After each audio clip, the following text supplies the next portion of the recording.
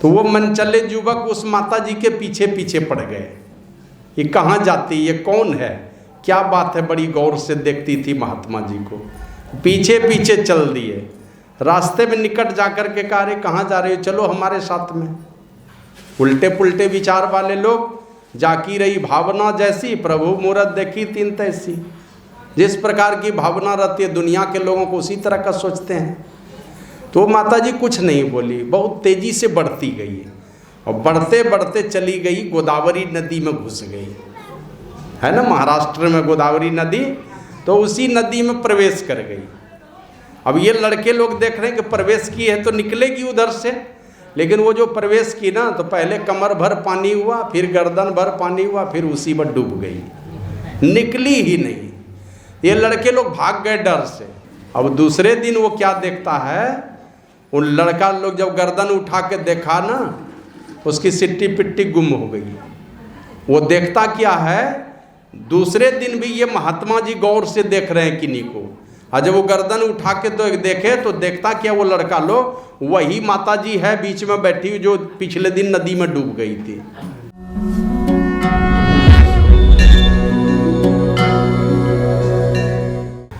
श्री सद्गुरु महाराज की जय।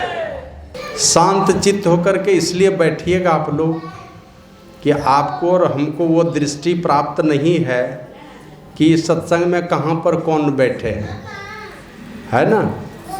अव्यक्त रूप में बहुत देवी देवता संत पुरुष सब लोग आते हैं। सब लोग ध्यान से सुनिएगा। दक्षिणी भारत की बात है, ऐसे भारत भूमि ऐसी रही है कि कोई ऐसा कोना नहीं है पर जहाँ पर कोई संत पुरुष अवतरित नहीं हुए। कोई ऐसी जाति नहीं हुई जिस जाति में कोई महापुरुष अवतरित नहीं हुए। सब जाति में, देश के कोने कोने में, दूसरे देशों में भी हुए हैं, लेकिन भारत देश में एकदम क्या कहते हैं, ढेर का ढेर, बहुत सारे संत अवतरित होते रहे। तो दक्षिणी भारत में एक संत हो गए, संत एकनाथ जी महाराज। वो एक दिन सत्संग कर रहे थे, बहुत सारे लोग आए थे सत्संग सुनने के लिए। उसमें कुछ एक मनचले युवक भी आए थे देखने के लिए कि ये गुरुजी क्या बोलते हैं और लोग क्या क्या करते हैं उनकी बातों को सुन करके। तो कुछ मनचले लोग भी सुन रहे थे। अब वो मनचले युवक गर्दन उठाकर देखते हैं कि ये महात्मा जी किनको देखते हैं। बहुत देर से देख रहे थे, इनकी नज़र, इनकी दृष्टि कहाँ कहाँ जाती है। तो देखा गौर से कि वो महात्मा जी जिनको बार बार देख रहे थे ना, वो एक बहुत ही खूबसूरत माता जी थी, बीच में बैठी थी। बार बार गौर से उन्हीं को देखते थे और वो माता जी भी गौर से इसी महात्मा को देख रही थी। सत्संग समाप्त हुआ, सब लोग प्रणाम करके अपने अपने घर गए। वो माता जी भी बीच से उठी, आके प्रणाम की और प्रणाम करके वापस चल दी। तो वो मनचले युवक उस माता जी के पीछे पीछे पड़ गए। ये कहाँ जाती, ये कौन है, क्या बात है, बड़ी गौर से देखती थी महात्मा जी को। पीछे पीछे चल दिए। रास्ते में निकट जाकर के कहा, रे कहाँ जा रहे हो, चलो हमारे साथ में। उल्टे पुल्टे विचार वाले लोग, जाकी रही भावना जैसी प्रभु मूरत देखी तीन तैसी। जिस प्रकार की भावना रहती है दुनिया के लोगों को उसी तरह का सोचते हैं। तो माता जी कुछ नहीं बोली, बहुत तेजी से बढ़ती गई और बढ़ते बढ़ते चली गई, गोदावरी नदी में घुस गई। है ना, महाराष्ट्र में गोदावरी नदी, तो उसी नदी में प्रवेश कर गई। अब ये लड़के लोग देख रहे हैं कि प्रवेश की है तो निकलेगी उधर से, लेकिन वो जो प्रवेश की ना, तो पहले कमर भर पानी हुआ, फिर गर्दन भर पानी हुआ, फिर उसी में डूब गई, निकली ही नहीं। ये लड़के लोग भाग गए डर से। भागो नहीं तो फंस जाओगे। हम लोगों ने उल्टी पुल्टी बातें कह दी, इसीलिए ये लाज के मारे नदी में डूब करके मर गई। भाग जाओ यहाँ से, नहीं तो फंस जाओगे। अब वो मनचले युवक लोग भागे जान बचा करके, कोई तो जाना नहीं इस घटना को। दूसरे दिन फिर संत एकनाथ जी महाराज की गद्दी लगी, फिर सत्संग शुरू हुआ। उस दिन वो मनचले युवक लोग फिर आकर के बैठ गए। वो तो सोचा कि किसी ने कुछ देखा नहीं है हम लोगों को। वो मनचले युवक लोग आके फिर बैठ गए। अब दूसरे दिन वो क्या देखता है, उन लड़का लोग जब गर्दन उठा के देखा ना, उसकी सिट्टी पिट्टी गुम हो गई। वो देखता क्या है, दूसरे दिन भी ये महात्मा जी गौर से देख रहे हैं किन्हीं को, और जब वो गर्दन उठा के तो देखे तो देखता क्या, वो लड़का लोग वही माता जी है बीच में बैठी हुई जो पिछले दिन नदी में डूब गई थी। सब अकबका गया कि ये कहाँ से आ गई, ये तो नदी में डूब गई थी, यहाँ कैसे आ गई। सत्संग जब खत्म हुआ सब लोगों ने प्रणाम किया, वो माता जी भी आ गई प्रणाम करने के लिए। और जैसे ही माथा टेकती है वो माता जी संत एकनाथ जी महाराज के चरणों में, संत एकनाथ जी महाराज भी हाथ जोड़ लिए और हाथ जोड़ करके कहते हैं, माता कल के सत्संग को सुनकर आपको वापस जाने में बहुत कठिनाई हुई, बहुत बेइज्जती उठानी पड़ी है आपको कल का सत्संग सुन करके वापस जाने में। आप आदेश कीजिए, आप जहाँ कहेंगी मैं गद्दी वहीं पर लगाऊंगा, वहीं पर प्रवचन होगा। तो वो माता जी हाथ जोड़ करके कहती है संत एकनाथ को, महाराज दुनिया के लाखों लाख पापी जाते हैं मेरे जल में डुबकी लगाते हैं और हाथ जोड़कर प्रार्थना करते हुए कहते हैं, ए गोदावरी मैया तू मेरे पाप को धो देना।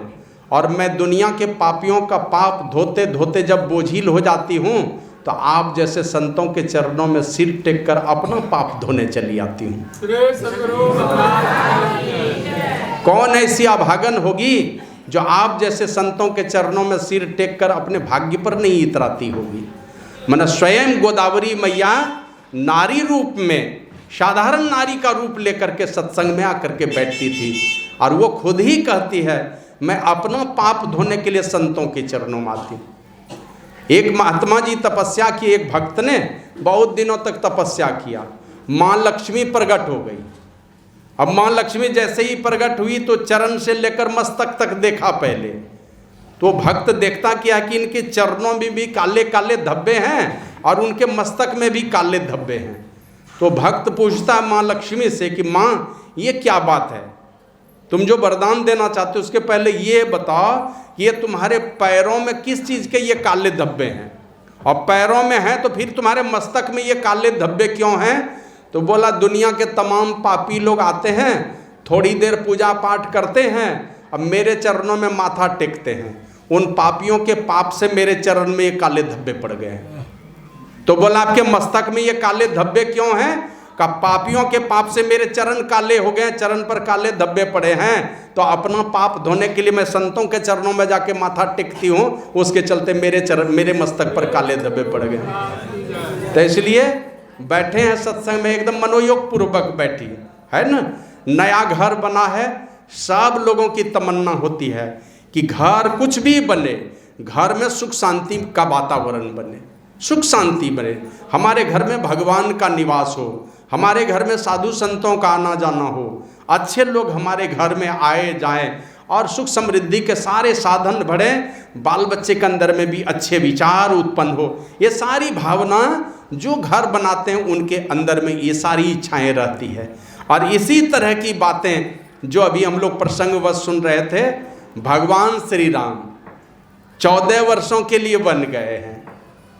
किनके कहने पर पता चला कि माँ ने 2 वरदान मांग लिया है, यही पता चल गया, कहा भी नहीं, कोई नुक्ताचीनी नहीं, तैयार भी हो गए। अब जब जाने के लिए तैयार हो गए तो राजा दशरथ गिड़गिड़ाने लगे माता कैकेयी के पास, अपनी पत्नी के पास, छोटी पत्नी के पास गिड़गिड़ाने लगे, कह रही ठीक है तुम अगर राम को वनवास देना चाहती हो, ये भरत को तुम राज तिलक देना चाहती हो, राजा बनाना चाहती हो, तो ठीक है मैं बना देता हूँ, एक वरदान तो सही है, दूसरा वाला जो वरदान है ये थोड़ा गड़बड़ है, राम को मत भेजो वन में, इसको भी रहने दो यहीं पर, भरत भी रहेगा, यही राजा रहेगा, मेरा बड़ा बेटा राजा नहीं बनेगा, भरत ही राजा बन जाएगा अगर तुम्हारी इच्छा है तो, लेकिन राम को भी रहने दो यहाँ पर। बोला क्यों, तो कहा कि राम और भरत दोनों मेरी आंखें हैं, दोनों आंखें हैं। कैसी आंखें हैं, एक है भरत संत का रूप, राम है परमात्मा का रूप, भगवान का रूप, ये हम दोनों की भी आंखें हैं, एक तरफ परमात्मा दूसरे तरफ संत। और हम लोगों ने इन आंखों को क्या बना लिया, संसार के चीजों को देखने का एक साधन। राजा दशरथ कहते नहीं, ये राम और भरत दोनों मेरी आंखें हैं। मन सारा संसार और संसार के बाद का भी जो कुछ दिखलाई पड़ेगा, अगर परमात्मा और संत का सहारा रहे तो निश्चित रूप से उसके जीवन की नैया कहीं टकराती नहीं है। तो राजा दशरथ ने बहुत गिड़गिड़ा करके कहा कैकेयी, माता कैकेयी को कि तुम ऐसा मत करो, राम को भी रहने दो यहाँ पर।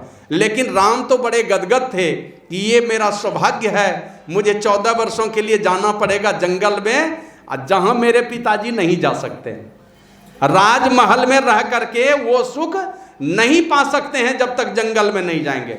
आप लोग भी ध्यान से सुनिए, चाहे साधु हो, सन्यासी हो, विद्यार्थी हो, घर का राजा हो, गृहस्थ हो, कोई भी सुविधा भोगी बन करके बड़ा नहीं बन सकता। वो चाहेगा कि सुविधा का भोग करेंगे, कभी साधु नहीं बन सकता है। वेश बना सकता है, दुनिया का कुछ भी बन सकता है, लेकिन साधु नहीं बन सकता अगर वो सुविधा भोगी है। कोई सन्यासी है, कोई ब्रह्मचारिणी है, अगर वो सुविधा भोगी बन करके रहेगा, जैसे घर गृहस्थी में लोग संसार का सुख लेते हैं, उस प्रकार के सुख में पड़ा रहेगा, ये साधु संत सन्यासी या ब्रह्मचारिणी कोई भी वो मंजिल को नहीं पा सकता है। दूसरे तरफ कोई गृहस्थ भी है, अगर वो सुविधा भोगी बन करके रहेगा तो अपने घर को सुख नहीं दे सकता। कोई राजा है कहीं का, राजा अगर सुख का भोग करेगा तो अपनी प्रजा को सुख में नहीं रख सकता, दुख उठाना पड़ेगा उसको। तो उसी प्रकार ये प्रभु श्री राम यही कहते हैं, ये तो मेरा सौभाग्य है जो सुख मेरे पिताजी को नहीं मिला। चाहते तो वन में जाते, ऋषि मुनियों के बीच में जाते, तपोवन में जाते, दंडकारण्य में जाते, वहां जाकर के ऋषि मुनियों का दर्शन करते तो उनका ज्ञान बार बार मिलता रहता। उस सुख से मेरे पिताजी वंचित रहे। दूसरे तरफ उनके मन में विचार आया कि जिस गरीबी का उपाय हम ढूंढना चाहते हैं, किसी गरीबी का निराकरण करना चाहते हैं, जब तक उस गरीब के बीच में जाकर के आप देखेंगे नहीं, उसके बीच में रुकेंगे नहीं, तो गरीब के गरीबी का पता नहीं चल सकता आपको कि किस प्रकार वो गरीबी में रहते हैं। आप लोग यहाँ दिल्ली में बैठ करके सोचेगा कि पहाड़ पर रहने वाले पहाड़िया किस तरह से रहते हैं, तो दिल्ली में एसी कमरे में बैठ करके पहाड़ पर के पहाड़िया का दुख का अंदाजा नहीं लगाया जा सकता है, वहाँ जाना पड़ेगा। तो प्रभु श्री राम 14 वर्षों के लिए गए हैं, और प्रभु श्री राम को पता है दुनिया में जब जब बेचैनी आती है मनुष्य के जीवन में, जब जब परेशानी आती है जीवन में, उन परेशानी को समूल नाश करने का अगर कोई सामर्थ्य है इस धरती पर किन्हीं को, वो होते हैं संत पुरुष। बैठ जाओ, दोनों हाथ से प्रणाम करो। हाँ बैठो, चलो। श्री सद्गुरु महाराज की जय। तो भगवान श्री राम गए हैं 14 वर्षों के लिए, और आप लोग जानते हैं उन 14 वर्षों का जो जीवन रहा है ना, सदैव वो ऋषि मुनियों के बीच में घूमते रहे। भारद्वाज ऋषि के यहाँ, अत्रि मुनि के यहाँ, वाल्मीकि मुनि के यहाँ, सर्वंग ऋषि के यहाँ, ये अगस्त ऋषि के यहाँ, बार बार ऋषि मुनियों के पास घूमते रहे। तो सबसे पहला पड़ाव ऋषि का पड़ाव मिला है, तो कहाँ मिला? वो भारद्वाज ऋषि का आश्रम है। पहले तो दोस्त मिला है, गो निषाद, वहाँ से आगे बढ़ा है तो प्रथम महापुरुष मिले हैं। जब वनगमन किए तो सबसे पहले भारद्वाज ऋषि मिले हैं। अब भारद्वाज ऋषि के पास जाकर के उन्होंने उनका आशीर्वाद लिया, या आज से मेरी परीक्षा का दिन शुरू हो रहा है, परीक्षा का दिन शुरू हो रहा है, आज से मेरे दुख का दिन शुरू हो रहा है। बैठो, अभी उधर ही बैठो। तो वो जाते हैं कहाँ पर? प्रभु श्री राम जाते हैं भारद्वाज ऋषि के पास आश्रम आशीर्वाद लेने के लिए। और आप लोग ये भी जानते हैं ना, राजा दशरथ ने एक दिन दर्पण देखा। अब दर्पण देखा तो देखा कि एक दाढ़ी पकी हुई थी। अब एक दाढ़ी पकी हुई देखे तो क्या किया, किसी और को भी सुना सकते थे, और को नहीं सुनाए, चले गए गुरु वशिष्ठ के पास। कहा कि गुरुदेव मेरी एक दाढ़ी पक गई। का इसका मतलब यही कि अब राजपाट बेटे के जिम्मे कर देना चाहिए। एक ही दाढ़ी पकी थी, और गुरु वशिष्ठ से सलाह लेकर के राज तिलक की घोषणा कर दी। ये बार राज तिलक का घोषणा होगा।